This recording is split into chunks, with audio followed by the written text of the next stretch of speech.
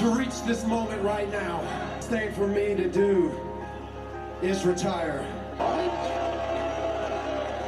From screwing up to end my career on an extremely high note. All right, now let's talk about the firm deletion. I'm pissed to the highest level.